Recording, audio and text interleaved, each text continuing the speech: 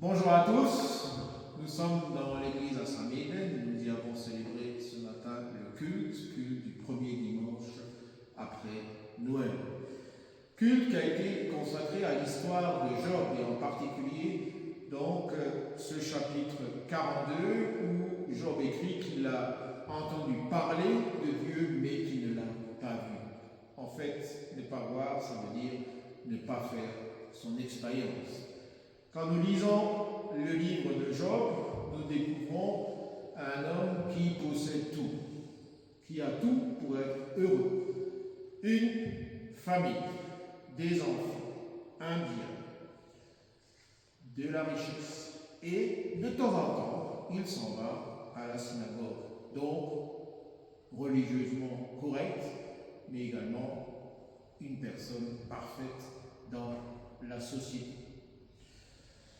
Et voilà que le diable s'en va voir Dieu et lui pose la question, si on enlève tout à Job, est-ce qu'il va continuer à croire en toi? Dieu accepte le défi que lui lance le diable et Dieu ne pose qu'une seule condition, tu peux tout faire sauf lui prendre sa vie.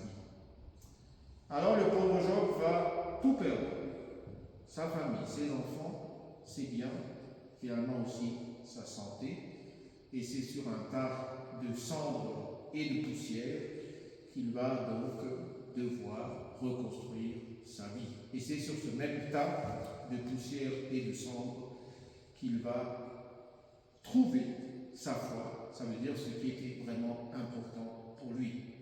On lui a tout pris, sauf sa foi.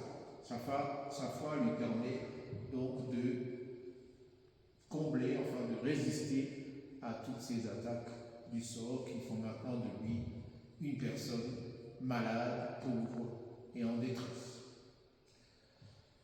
Job n'a pas perdu sa foi et le chapitre 42 est en quelque sorte la conclusion de cette histoire où Job va nous livrer une confession de foi. Il va dire « J'ai entendu parler de toi, mais mes yeux maintenant en plus t'ont vu.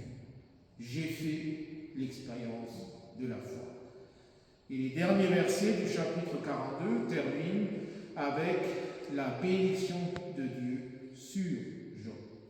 Il va être en quelque sorte réhabilité, va de nouveau avoir une famille, va retrouver ses biens et va aussi retrouver sa santé. Le livre de Job nous donne effectivement l'histoire d'une personne qui a donc fait l'expérience de la foi en Dieu, une expérience qui dépasse les épreuves. Avons-nous cette même foi? Partageons-nous cette même foi? Une foi qui reste malgré les épreuves.